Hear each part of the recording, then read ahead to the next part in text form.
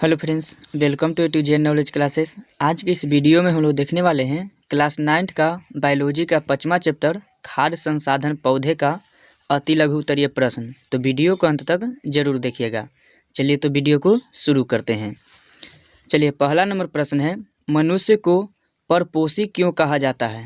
तो इसका उत्तर लिखना है, मनुष्य को परपोषी इसलिए कहा जाता है कि वह शरीर के भीतर भोजन का उत्पादन नहीं कर सकते हैं, क्योंकि इनमें प्रकाश संश्लेषण की क्षमता नहीं होती है।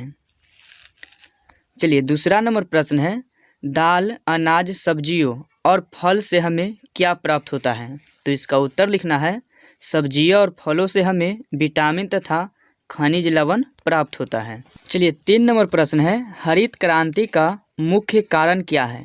तो इसका उत्तर लिखना है, हरित क्रांति का मुख्य कारण फसल के उत्पादन में कमी तथा अच्छे किस्म के बीजों की कमी को नियंत्रित कर फसल उत्पादन में वृद्धि करना तथा उन्नत खेती को प्रोत्साहन देना।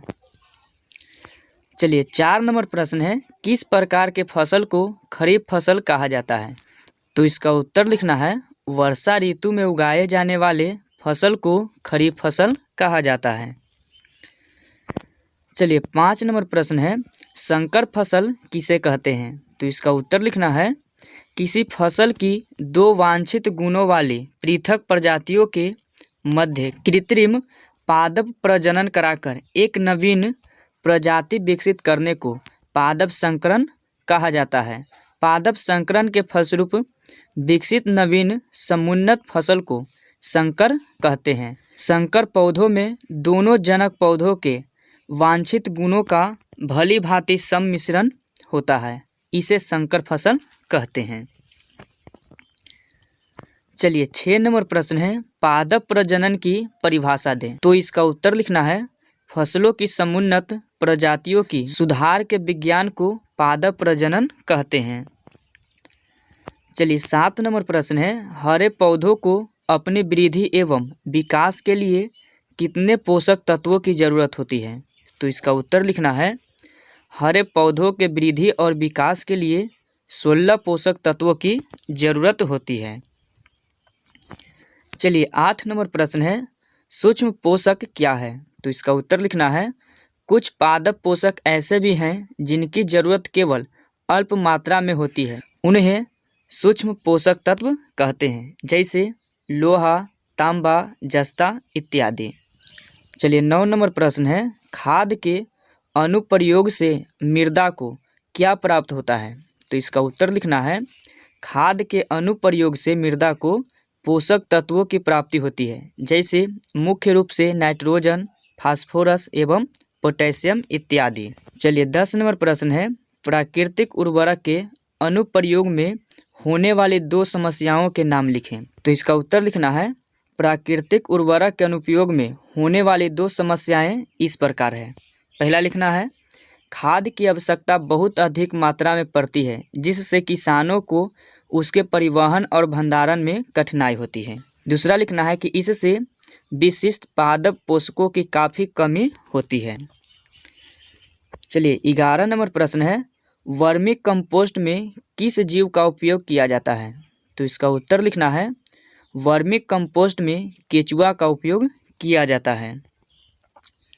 चलिए, 12 नंबर प्रश्न है, किस प्रकार की खेती से एक से ज़्यादा फसल का उत्पादन किया जा सकता है? तो इसका उत्तर लिखना है, मिश्रित फसल उत्पादन की खेती से एक से ज़्यादा फसल का उत्पादन किया जाता है।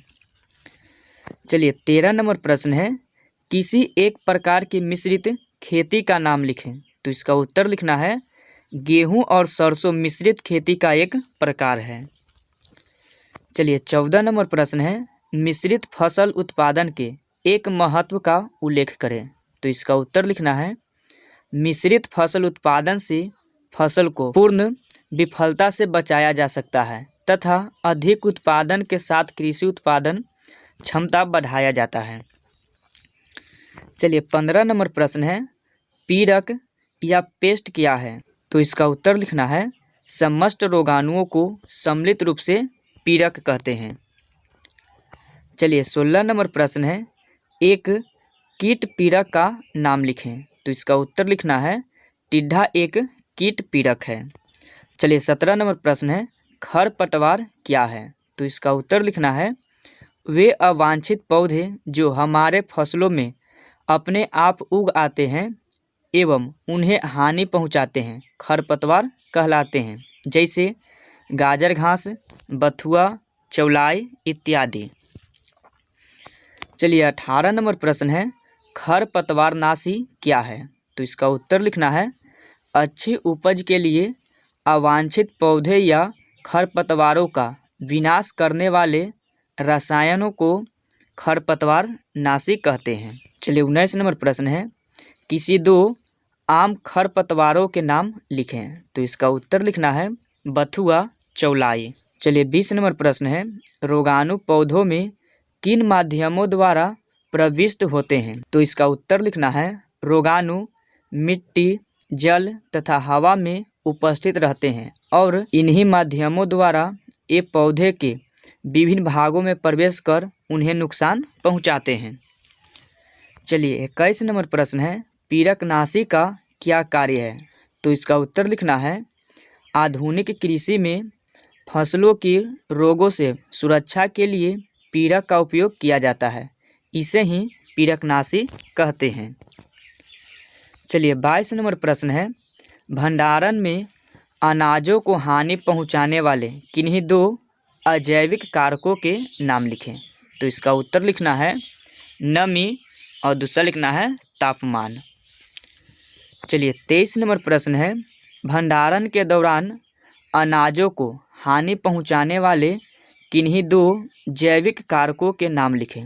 तो इसका उत्तर लिखना है, अनाजों को हानि पहुंचाने वाले दो जैविक कारक निम्नलिखित हैं। पहला है सूक्ष्मजीव जैसे समीर और दूसरा है जंतु जैसे चूहा, खरगोश। चलिए 24 नंबर प्रश्न है, धूमन किसे कहते हैं?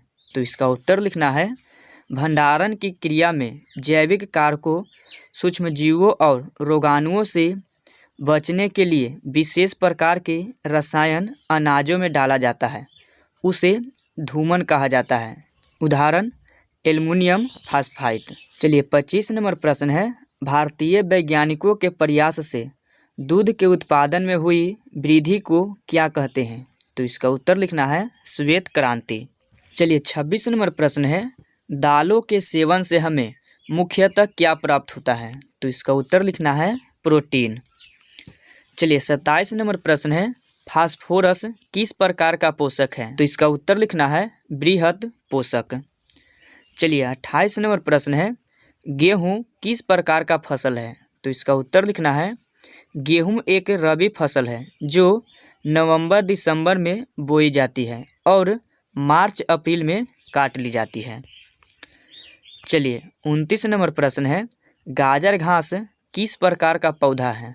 तो इसका उत्तर लिखना है, गाजर घास एक सामान्यतः उग जाने वाला खरपतवार पौधा है, इसे पार्थेनियम भी कहा जाता है। चलिए 30 नंबर प्रश्न है, 2,4-D का प्रयोग किस कार्य के लिए किया जाता है? तो इसका उत्तर लिखना है, ये एक खरपतवारनाशी है, इसका प्रयोग फसलों से खरपतवार को हटाने के लिए किया जाता है। चलिए 31 नंबर प्रश्न है, ऐच्छिक गुणों के वाहक DNA खंड को एक पौधे से दूसरे पौधे में प्रतिरोपित कर किस प्रकार के पौधे विकसित किए जाते हैं? तो इसका उत्तर लिखना है, पादप संकर बीज।